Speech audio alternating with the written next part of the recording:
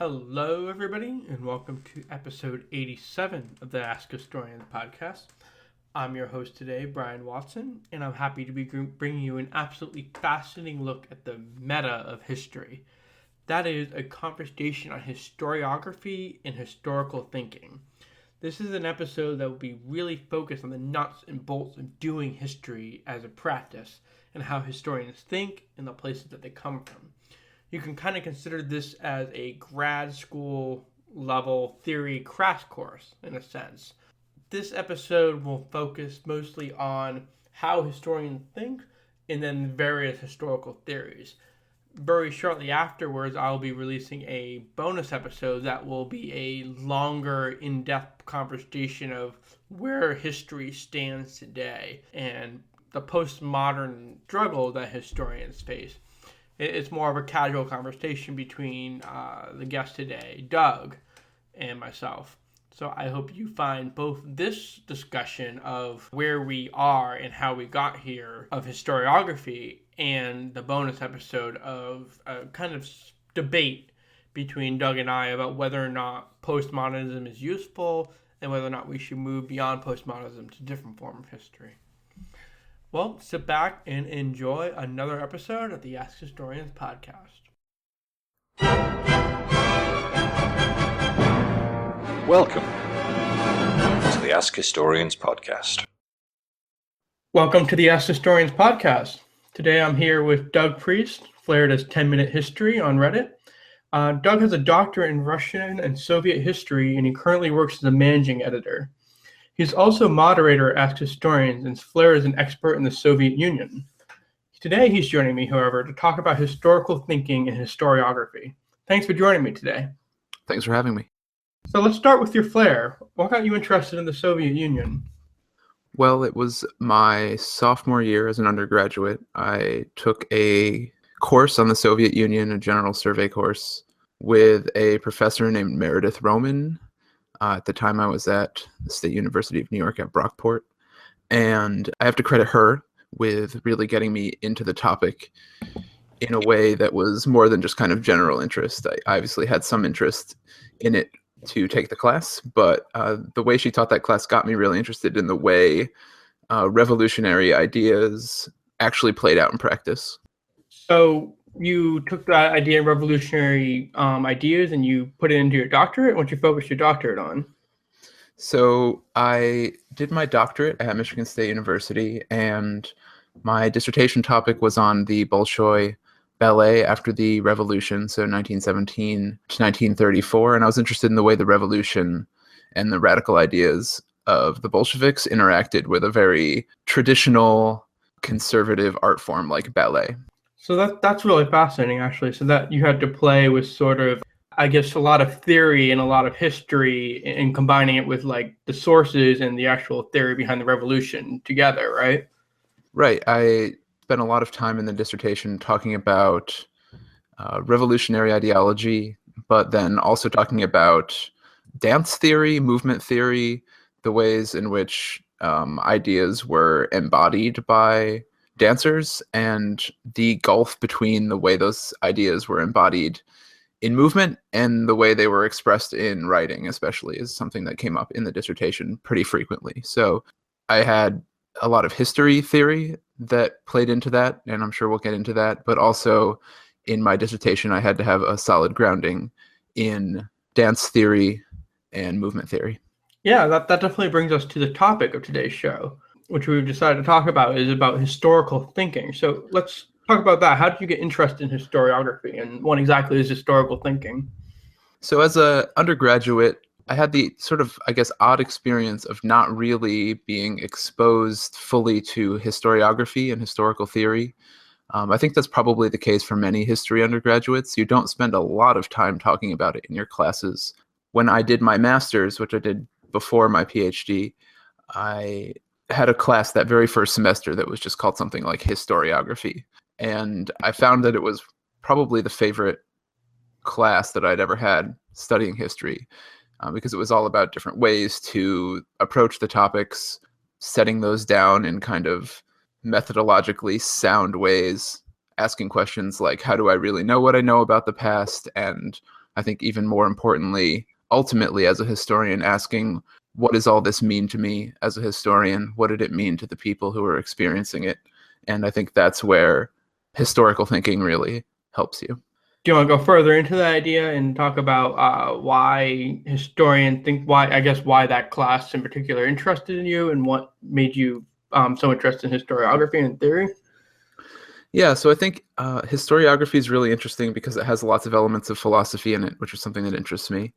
And it also is a way of thinking about the world. Historical thinking is a way of thinking about the world that is useful beyond just studying history. So I immediately saw that the way that I was being taught to look at a primary source, to analyze it, to contextualize it within the context of other sources, the way to put it within the general historical research that had been done by other historians. I mean, that is what historiography ultimately is it's thinking about also how your work fits into the broader work on the subject.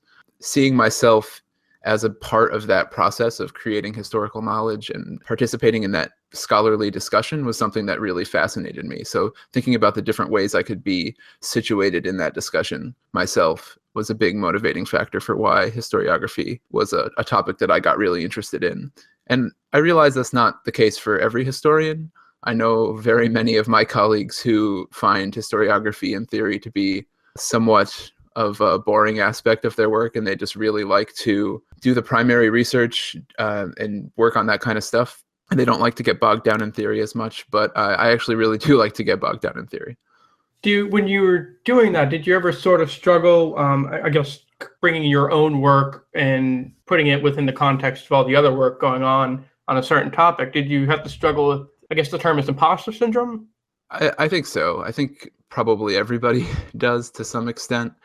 And I know that it's always a challenge to feel like your work measures up. You've spent all of this time as a graduate student reading these works that you feel like are incredibly important in your field, that have lots of historical value. They're, valuable to you, but valuable to the profession. And then you've got to go and contribute to that body of research. And you get over it because you have to get over it, because in order to make some kind of critical, analytical contribution to your field, you have to accept that you do have something to say. But it is absolutely a struggle. And I think that's something that very, very many people deal with when they're studying not just history, but any kind of topic at a high level, because ultimately you are placing your work next to the work of people that you have a lot of respect for. Yeah, absolutely agree. At what point did you realize that you weren't an imposter anymore and that you'd actually overcome that? I think for me, it was doing the dissertation research. I spent a year, an academic year in Moscow doing research for my dissertation. Just, having to get there, having to live there, having to sit in the archive all day reading the documents, and then start putting it together, you realize, you know what, I'm actually doing this. And I think it wasn't really until that point that I fully felt like I was over that hump. And that sounds silly, right? Like you're at that point, you've already done all your coursework, you've passed your comprehensive exams, you're a doctoral candidate in the department. So you've reached all those milestones already before that ever happens. But for me, I guess that was the clincher.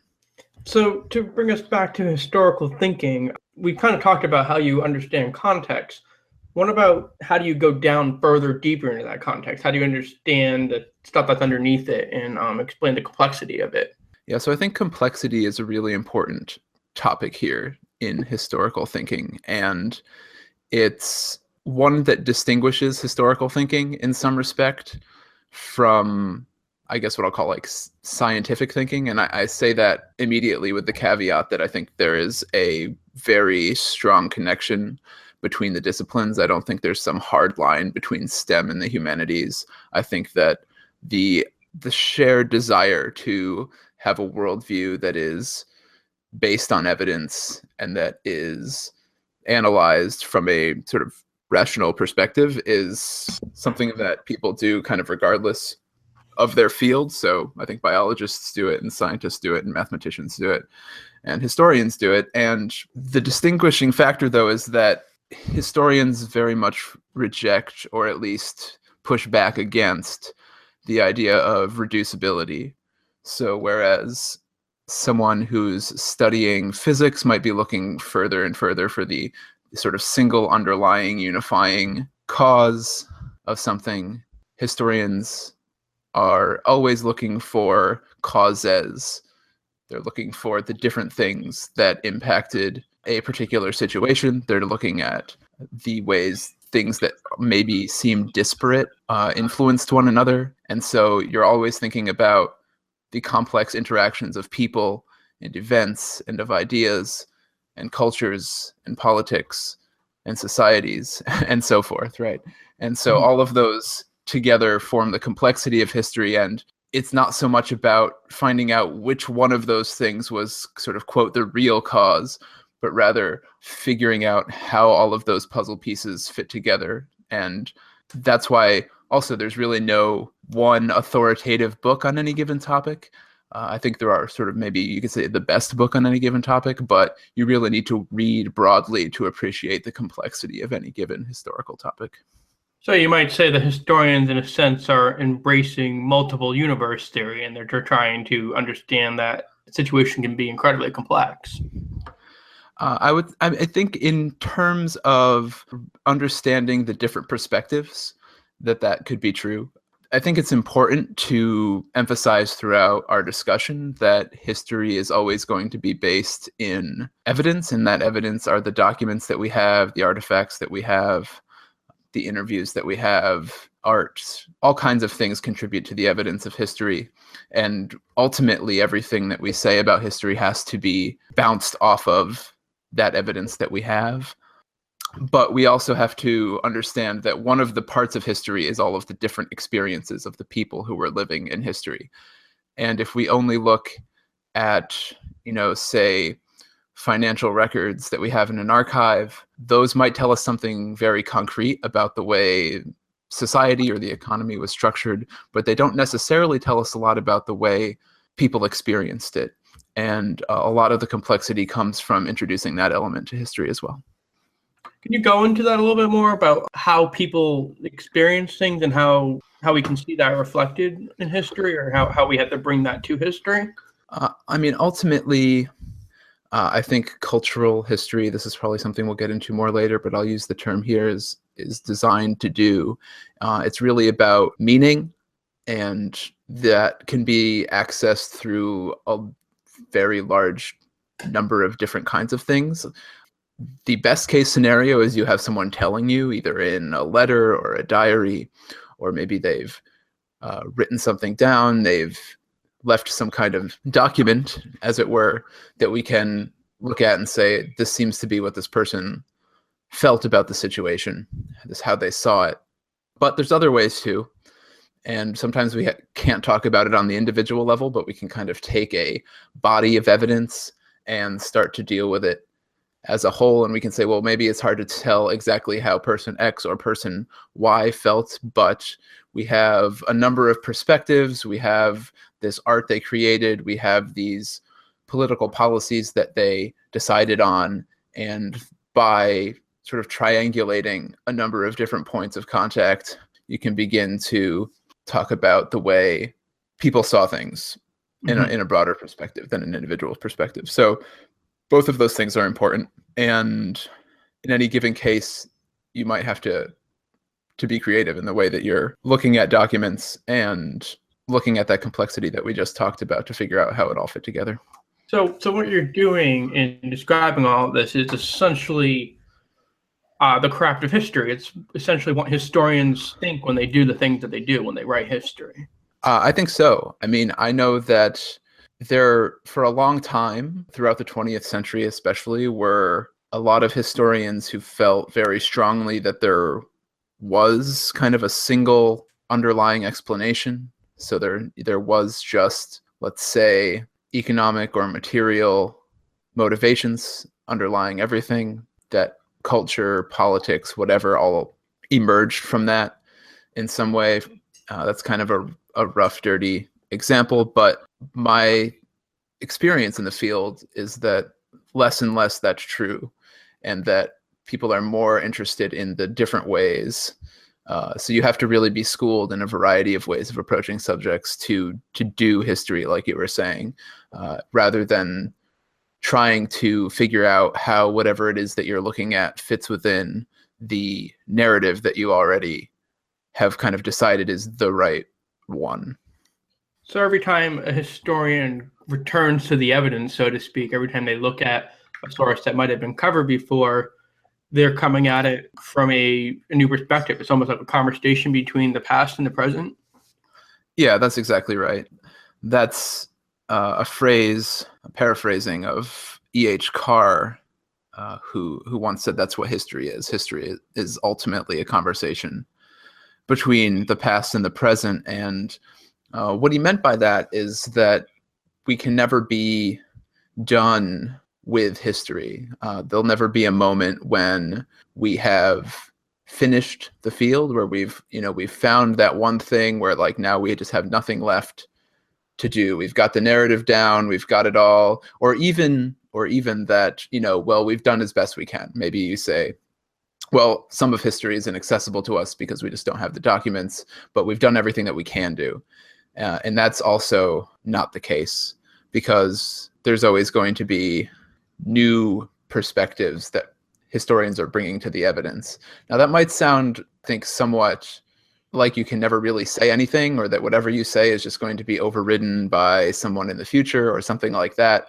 And I think it's important when saying what I'm saying to indicate that there's a difference between there being multiple things that can be true and everything being true, right? There are definitely things that are wrong in history that you cannot justify within the evidence, and that don't make any sense, even if you're bringing a certain perspective to it. And that's why we have things like peer review. That's why we have things like discussions and discourses where we bounce our ideas off each other.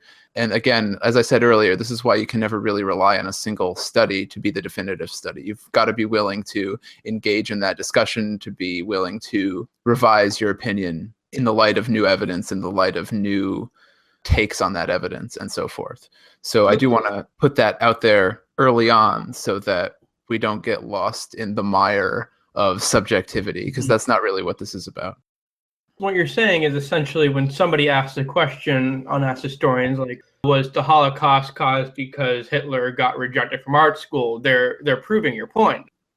So when we get questions like that, and yes, we get very many Hitler questions, the historian would probably not try to trace it back to that particular point or any particular point, but would try to say, well, what can we say about that particular event? How does it fit into the broader picture that we have?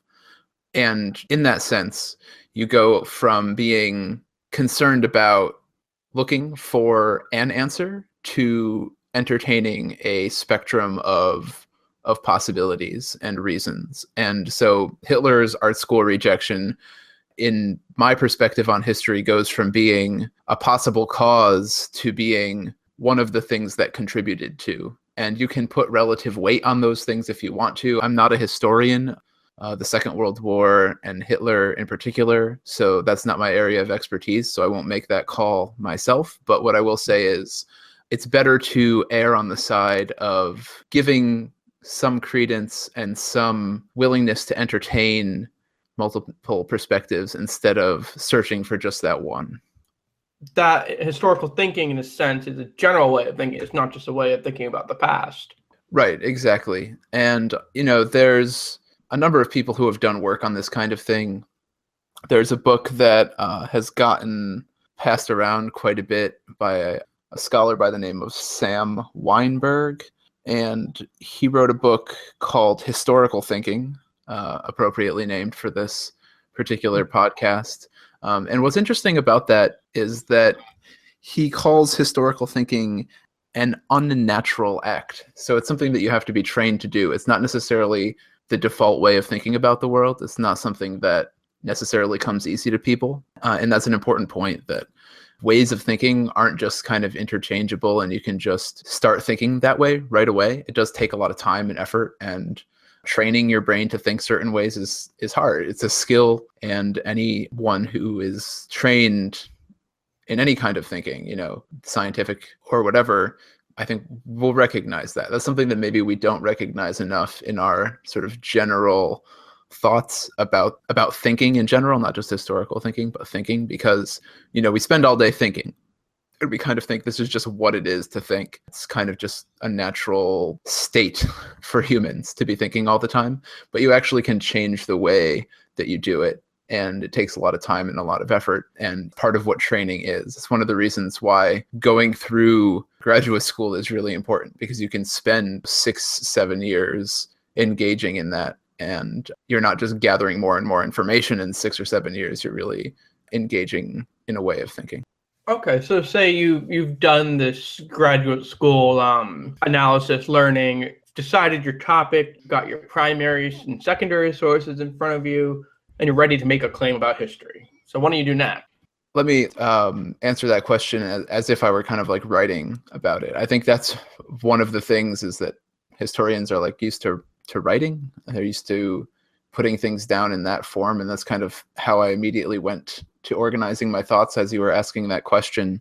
The first thing I want to do is make sure that my evidence is consistent, that I don't have any unresolved conflicts, like person A or document A stating one thing and another document or set of documents saying something outright opposite. Now, that's going to happen all the time, but you need to have a resolution. So maybe I realize, person B has a really strong motivation for lying about this. Person A doesn't. And it seems like person A's description also matches up with some other documentation I have. So I'm going to put weight on that. So I'm going to try to make sure that I've thought through all of my evidence in that fashion, so that I have a narrative in mind that makes sense, that doesn't face any unresolved conflicts. So at that point, I've got a set of documents that I think says something coherent. I want to situate that narrative. So let's say I write that narrative out in a way that gets my point across. I want to situate that narrative within the context of what other historians have said about it, or about sort of adjacent topics. So if I'm doing something entirely original in terms of the narrative contribution, I need to still be concerned with what other historians have said about adjacent topics. So for example, in my field, there's been a lot written about the Russian Revolution in 1917. And so I had to really engage with that historiography of the revolution itself in order to be able to engage with my contribution of this interplay between revolutionary ideas and traditional art. The second thing I want to do, and then I want to make sure as I'm going throughout this process that my own biases are clearly articulated. I think it's impossible to remove yourself from being biased at all. You're always going to bring some perspective, and the important thing to do is not to abandon all of that perspective, but make sure that it's clear to yourself. It's very easy to deceive yourself, and it's also clear to your audience, to your readership, to your listenership, to your students, if you're talking to students. And when you put all of that together, then you've got an argument, right? Then you've got an argument about something that happened in history. You've got your narrative, you've got perspective, you've got context, and all of that together allows you to say, this happened, here's why I think it happened, here's what it means, and that's your argument. So let me just pull you back for a brief second there. When you say you look at other scholars' work and you engage historiography, what does that mean to engage historiography? So the first thing to do when you're learning a new subject, which is something that even well-educated historians do all the time, is read broadly in that field. So for example, I've done a lot of reading on the Revolution. I've done a lot of reading on the Cold War, but like within the Cold War, I haven't really done, tons and tons of reading on, say, the Soviet space program. That's something that I know some things about, but I would hesitate to call myself an expert in. If I wanted to become an expert in that, I would start by asking other historians who I respect what things they might suggest. And if you don't know people that you would describe that way, something that you can look for is a reading list or reading lists online. One of the things that you do when you're becoming a historian is make lots of reading lists, and people post them. They're usually for comprehensive exams, but not always. And a lot of times those are publicly available. That's a good way to get yourself situated. So on a kind of practical level, that's what you can do. On a little bit more of an abstract level, what you want to do is look at the different arguments that have been made, the different bodies of evidence that historians have used. Is this historian using archival evidence? Is this person engaging in oral history? Has he interviewed a lot of people who lived through that time or that event? And you want to look at the perspectives of those historians themselves. So what motivations did those historians have, and so forth. So in order to engage with the historiography, I think you need to do all of that. And it does mean, when you've got that history book in front of you, digging into the footnotes, looking at the citations.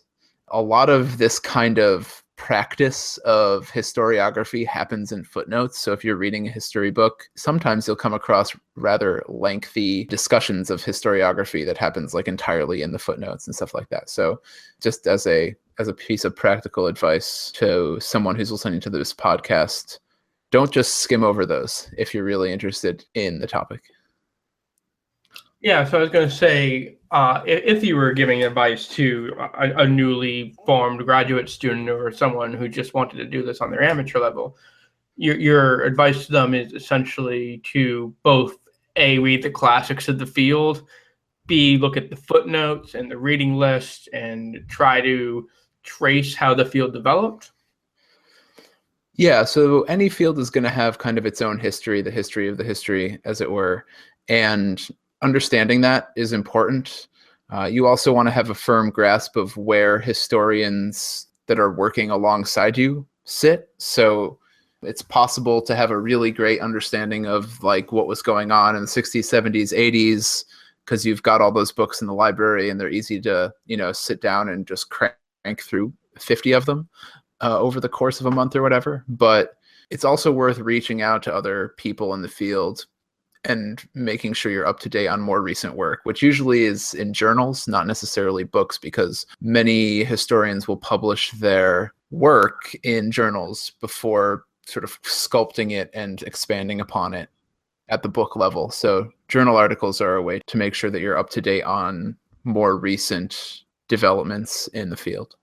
So if I was just like I had a casual interest in the Soviet Union or World War I or World War II, and I found an expert that I liked or had heard about. What has your experience been with like actually contacting them? Do you think they will just let you borrow their journal articles, or they think they generally will help people who are interested?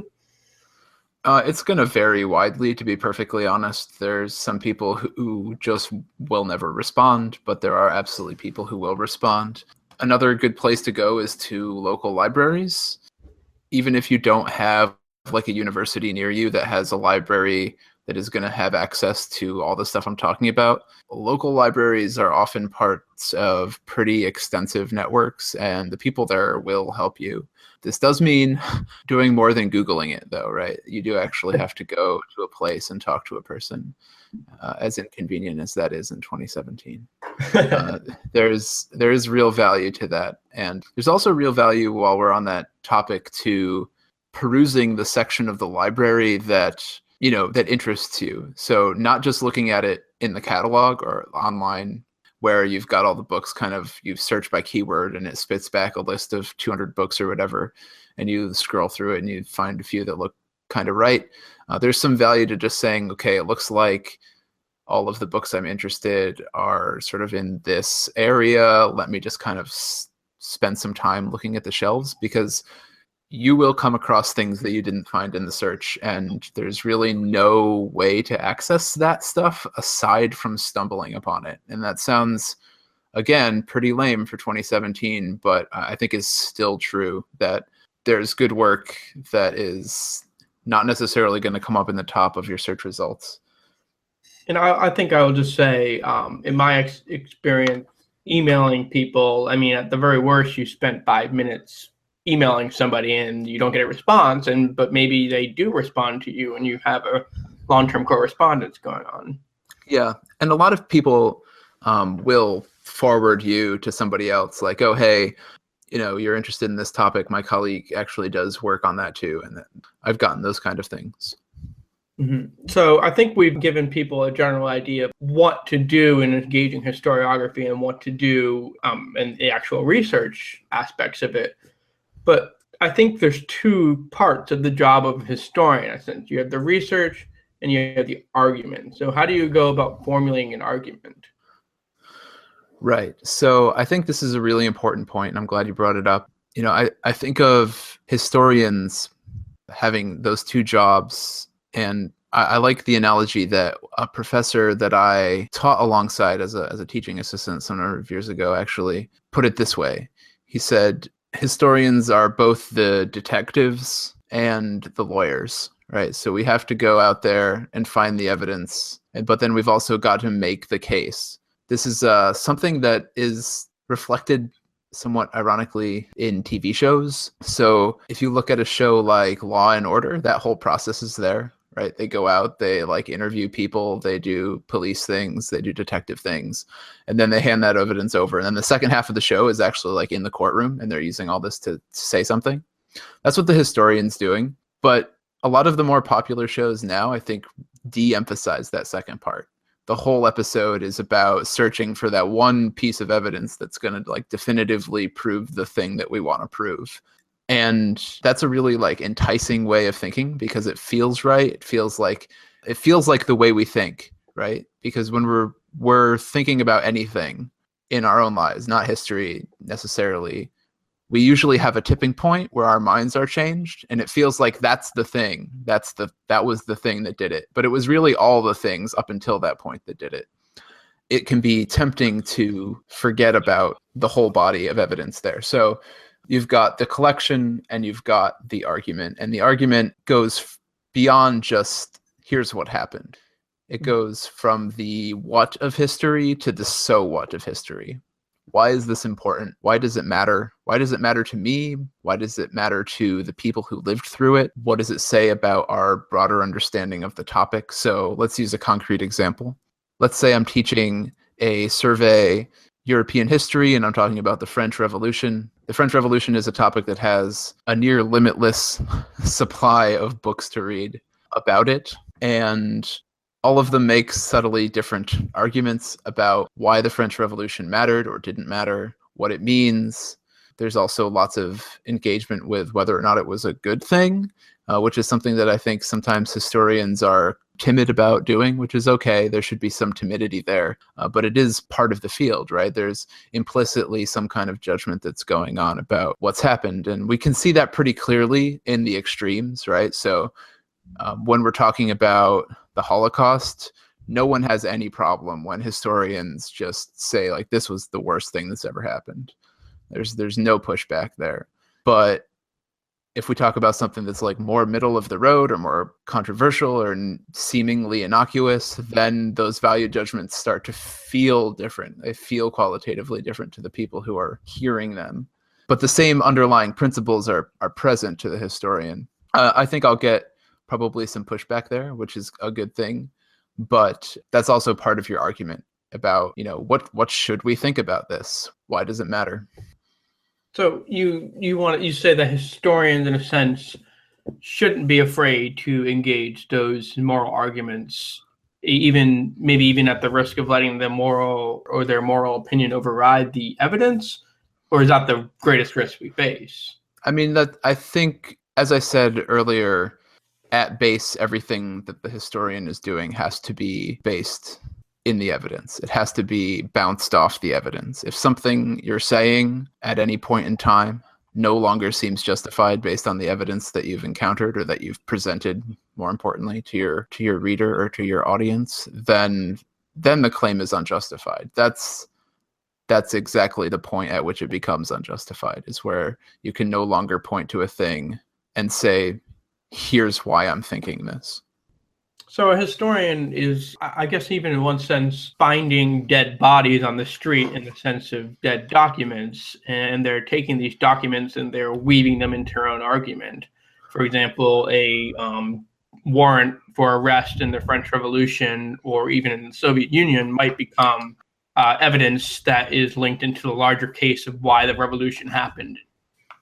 Right. And I mean, I'll pause for a moment and give a lot of credit to librarians and archivists and an entire profession of people who are, I think, preserving, collecting, maintaining all of that information. Archaeology. Because, we're not just finding it on the street, so to speak. I just want to make sure that all of those people get credit for doing that work, because historians often rely heavily upon them to access documents. I know my research would have been nearly impossible if it hadn't been for the fact that, a whole 100 years worth of people who cared about preserving those documents hadn't done that. So oftentimes, when we go looking for those documents, we're looking for them in the context of them having been preserved in some way. We're always dealing with what's lasted the test of time, or like, I don't know, that sounds too over the top. They've just managed to survive one way or the other. That might be intentional or it might be luck, but they've managed to survive.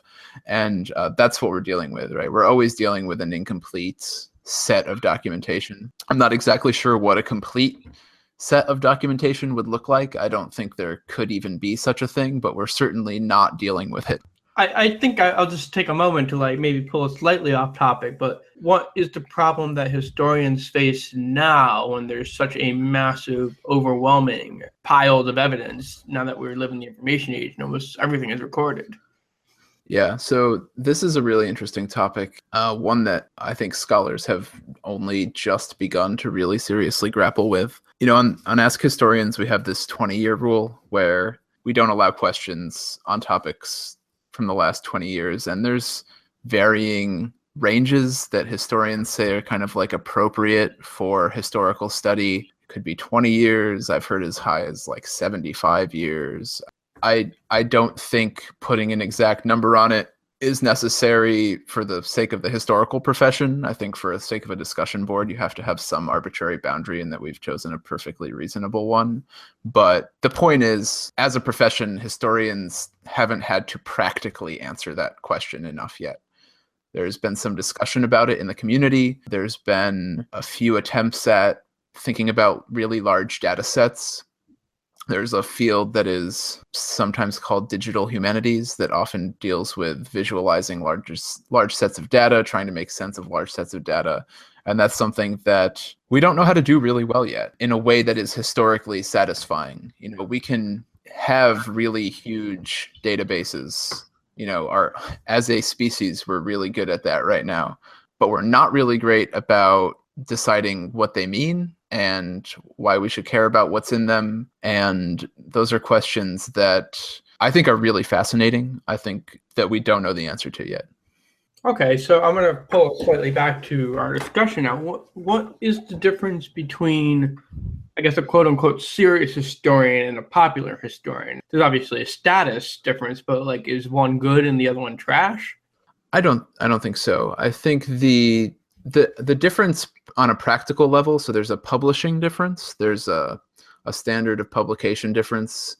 Academic historians have a particular kind of standard for documentation, for presenting their evidence, for peer review, and so forth. And I think that's probably where the practical line is. They also tend to have publication requirements as part of their jobs as professors, which means staying at a certain level of practice in your job.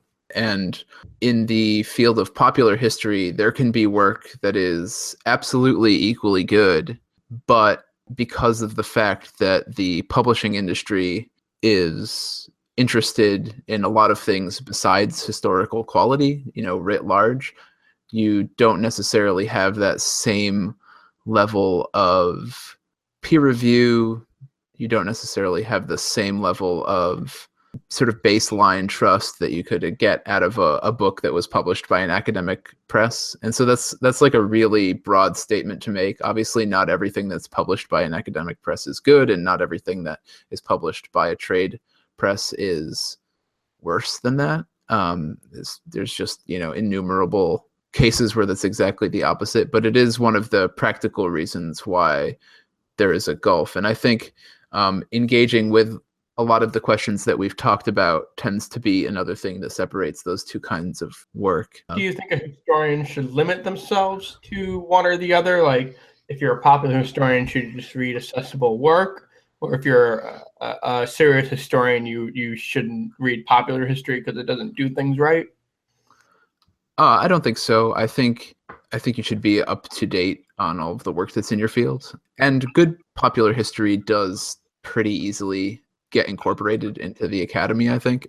But the other way is probably considerably more difficult, in part because, again, of the publishing industry, right? It's difficult to get your hands on an academic journal article if you don't have access to a university library. It's difficult to get access to books that have been printed in very limited quantities unless you have access to an academic library. And that's a problem, right? That's a problem for historians, for me, for you. We need to do a better job of making our work accessible to people if we want to have that work make an impact beyond just our relatively small academic circles. I agree. I think in general, historians need to do a better job of not to make it extreme, but to justify their existence to the larger public. We need to do a better job of explaining why we should get university funds, why we should get money to continue our research. And part of that, I think, in the academy is that we get so lost in. I don't want to like cast a broad umbrella here, but a lot of times serious historians get lost in theory or get lost in only talking to other academics and lose sight of the larger public. Yeah, I think that's right. And there's a number of things that we can do to try to combat that. I think digital media is one of the ways we can. Obviously, the two of us are sitting here talking. We're both involved with Ask Historians. That's not a coincidence. It's not incidental to what we're talking about right now. We both think that's a way that we can do this. But the average person also is interacting with media in that form a lot more frequently. And it also presents other opportunities for displaying, for showing, for presenting content that isn't in the traditional, 300-page academic press book style, right? There's more to that. There's more to history than that. And the reason there are so many of those, incidentally, is because people want tenure, and that's how you get tenure, is you publish a book like that. So in a sense, we should advocate for both for popular historians to be more serious in the way they do history, but also in academy historians to be more popular in the way they present their ideas. Right. I think the biggest hurdle right now is that the profession doesn't reward that kind of work to the extent that it should.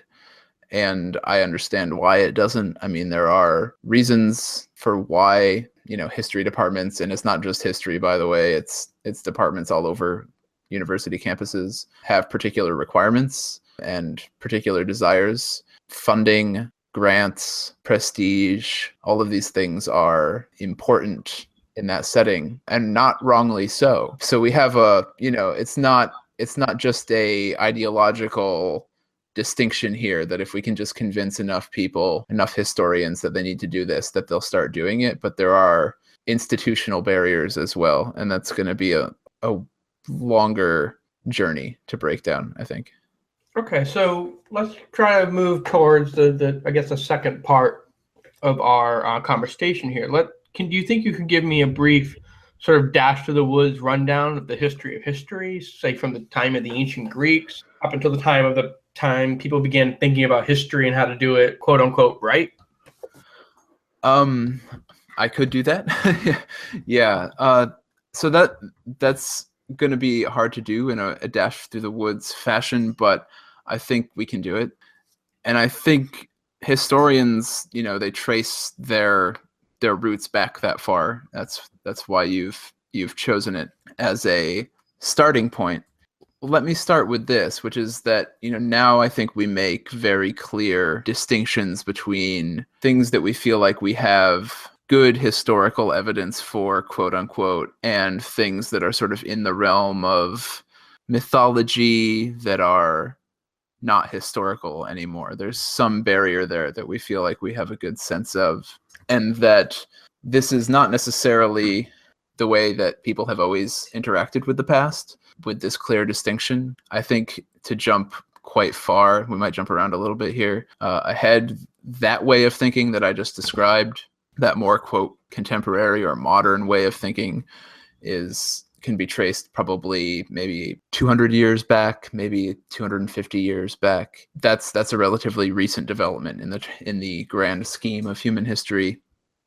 The historical figure, the ancient Greek figure for that matter, that most people kind of talk about as the father, the originator of the field, is Herodotus, who, for the people who aren't familiar with him, he's a Greek historian, and he was someone who definitely and clearly did try to distinguish between the kinds of things I was talking about, but not in an explicit way, not in a way that would become codified until much later. So he treated history as a matter of investigation. He treated it as the detective, at least, that I talked about previously, right? As the historian as detective. And that was an important point in hindsight, because that's kind of the direction that history went for a long time, that there was some element in the field that was inquisical, that was asking questions. And those questions have been answered in very many different ways, and Herodotus himself would have answered them in very different ways than we would now.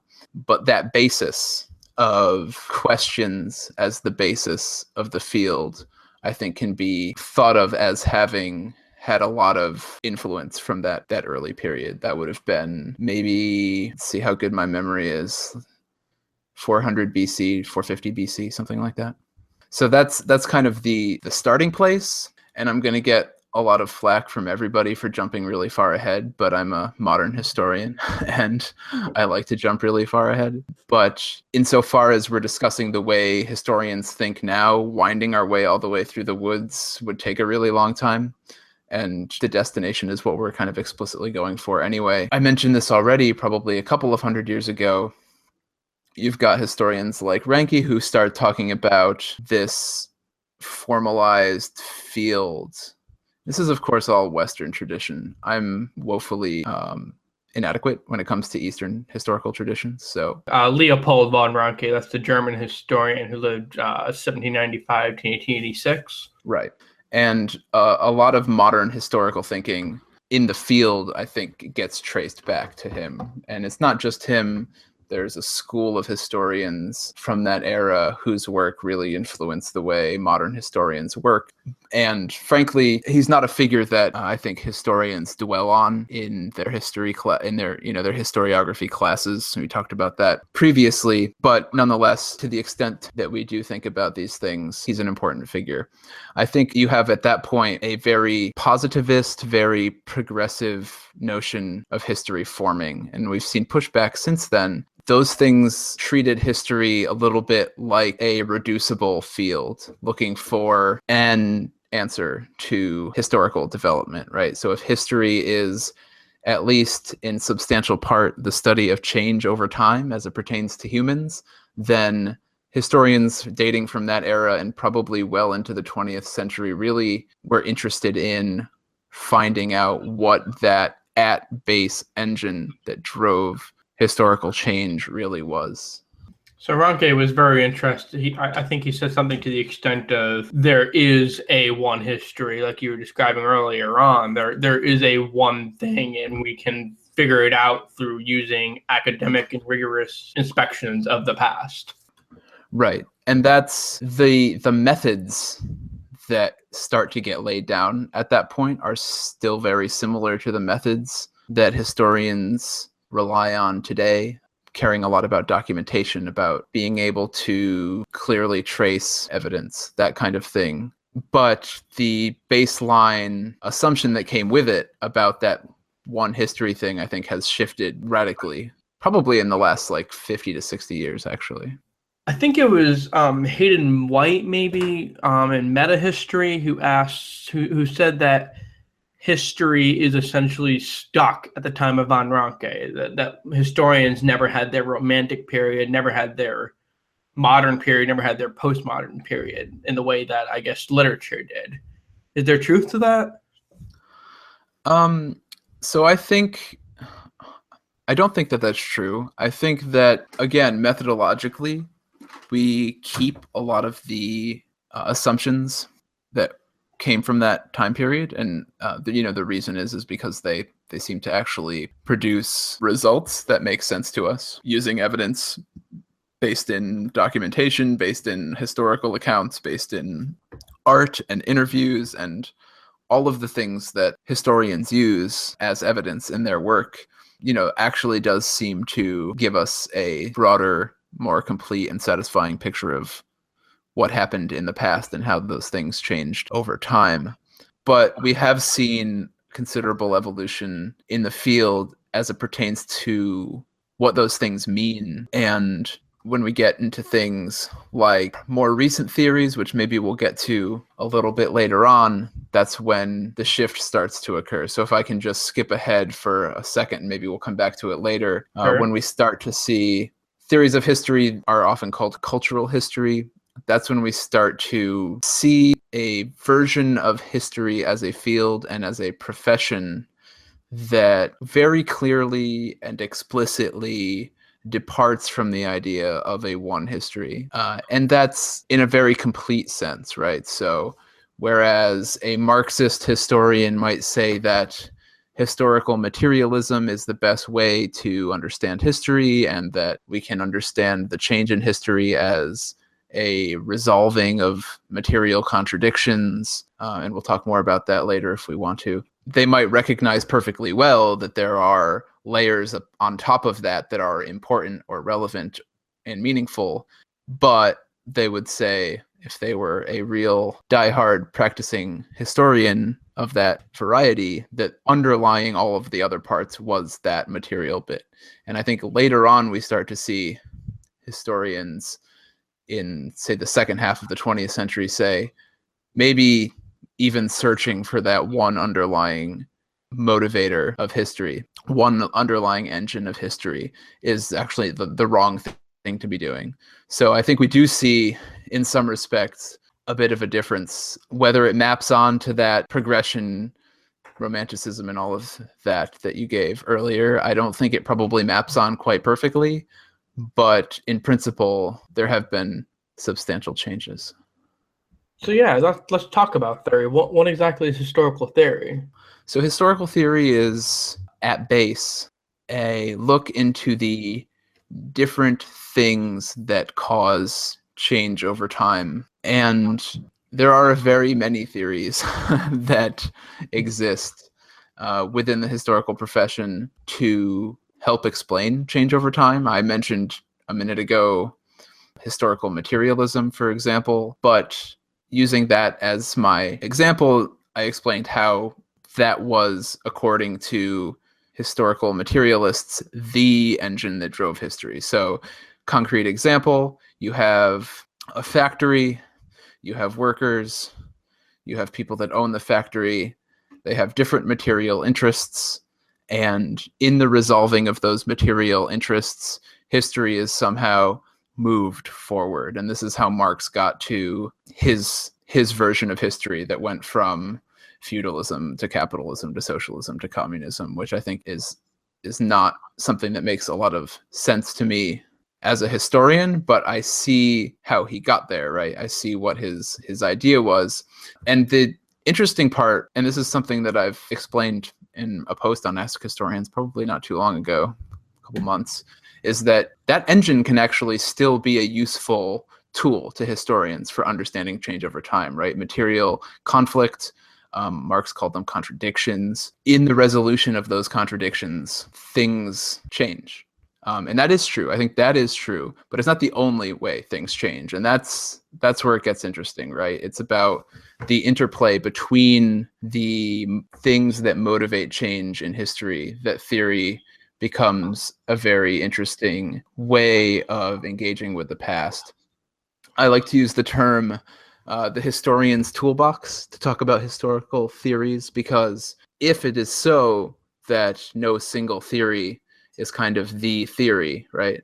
If we've dispensed with that idea, then as a historian, you've got to be willing to engage with a variety of different engines of historical change and understand which one helps explain the thing that you're studying at that moment. And so I think that's why, if we go back almost all the way to the beginning of our conversation, those historiography classes that I took were very engaging to me, because I realized, this is my toolbox, and I've really got to engage with all of it if I want to be able to do any of it. What are some of the tools in the toolbox? I think one of the things you mentioned definitely was Marxism. It's one of the most loved and reviled historical theories, I guess. So what's up with that? So yeah, let's talk briefly about Marxism, but I'll move on. Part of the issue with Marxism is that it's tied to the Cold War in a way that is, I think, academically not particularly relevant anymore. So obviously, the theory of Marx motivated the Soviet Union in some fashion, and that became a very big problem for many people in the 20th century for a whole host of different reasons that are maybe the topic of another podcast that we'll do at some point. But I think that's one of the reasons it's highly controversial. I think the idea that you can understand change over time in history as motivating, or as being motivated by material contradictions or conflicts is much less controversial.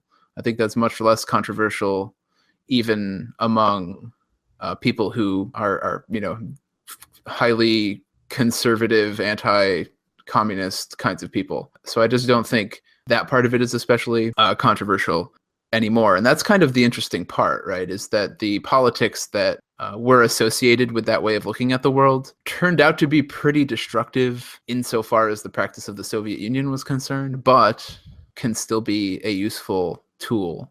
Do you think I can interrupt you for a second and ask, what do you mean when you say materialism? I think Sure.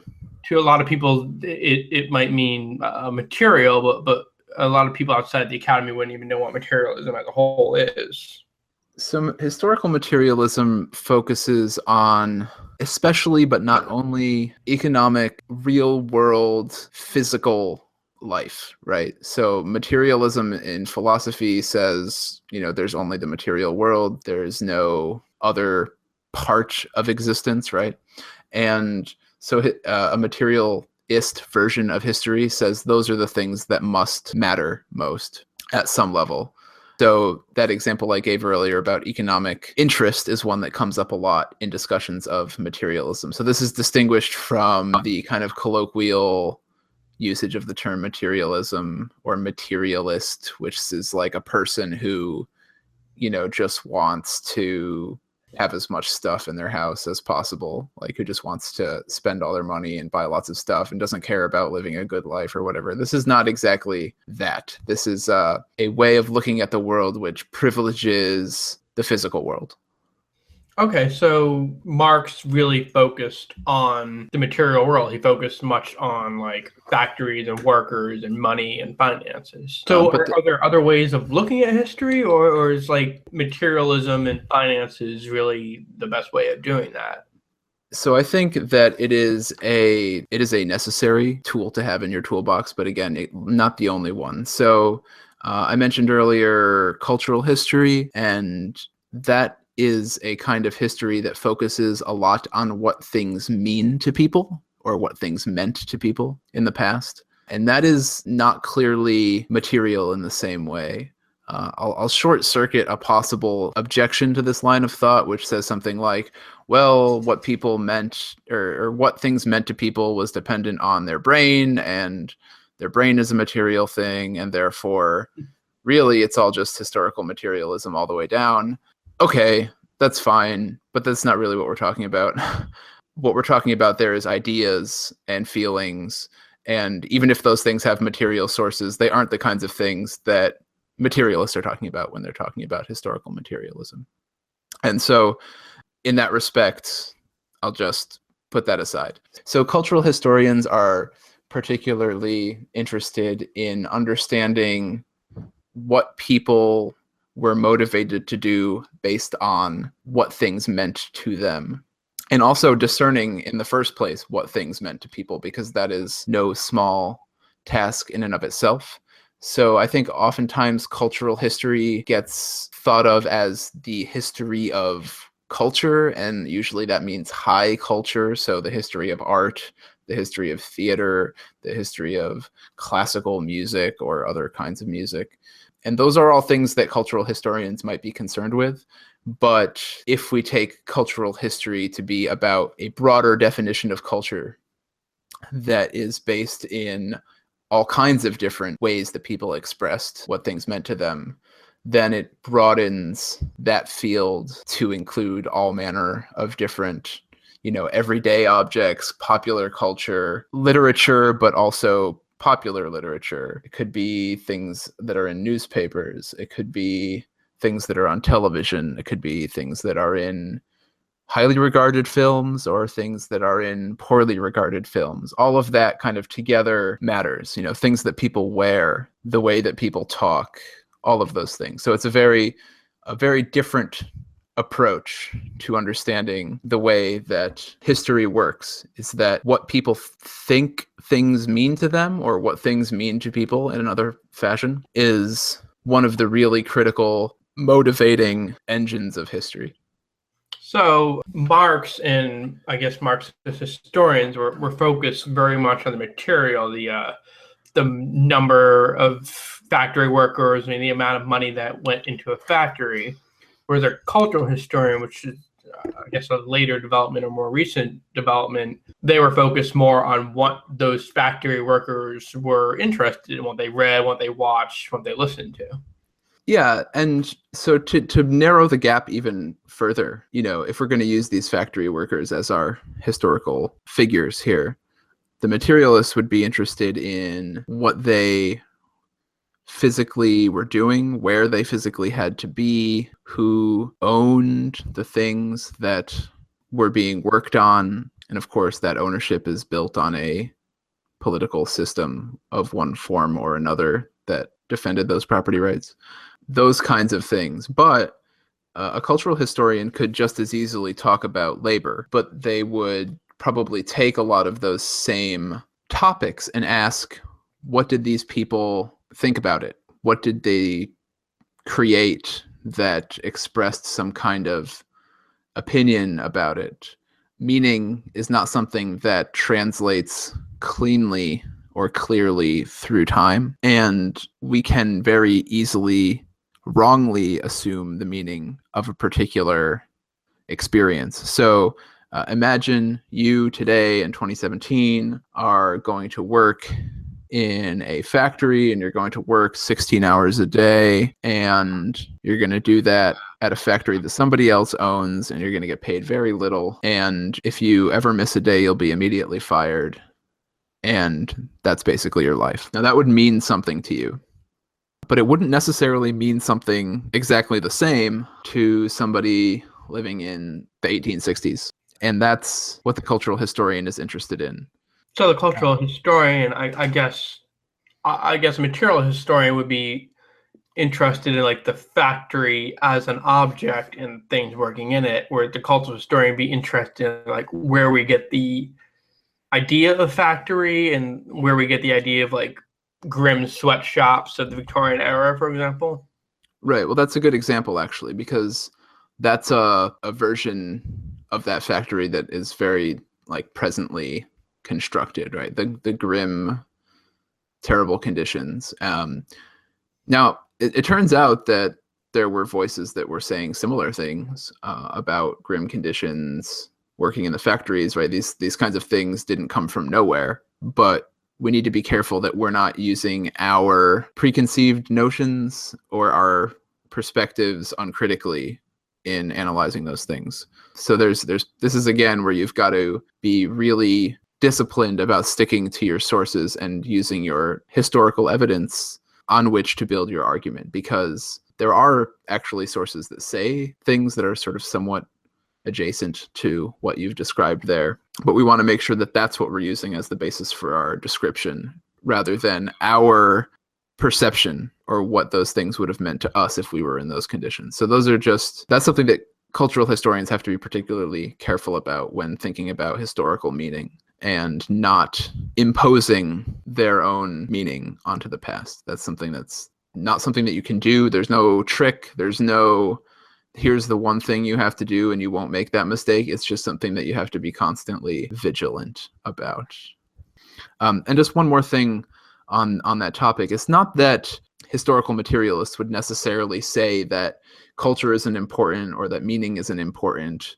I really want us to focus on the fact that we're talking about the underlying engines here, that a strict historical materialist would say, culture is built on top of those material conditions. So we're really talking about the kind of the structure of history here and the base upon which things are happening. So the historical materialist would not say that in some sense there is no such thing as culture. They would say any culture that develops is bounded by the material conditions in which that culture lives, so to speak.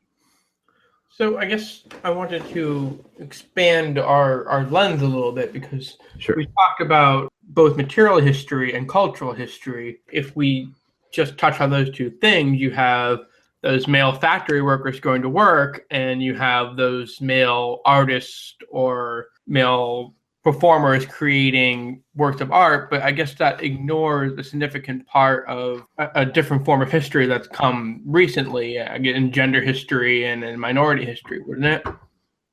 Right. So gender history is really an important tool to have in your toolbox, right? And that is because it brings into much clearer perspective the gender relations that existed in history. So it's both descriptive and also the ways that influenced, again, change over time, which is the explanatory part. So there's a descriptive part and an explanatory part. And both of those things are I think, critical to having a sort of satisfying version of history, and something that historians, I think, for far too long were poorly equipped to deal with. If I can also say from the beginning, I want to distinguish, when we're talking about gender and history, between what I just described and what I'll call just like women's history. So gender history is not just a way of rehabilitating the place of women in history, which it does, but it is also a way of understanding the relationships between people in history and a way of understanding change over time, more broadly speaking. So it's a critical theory that is not merely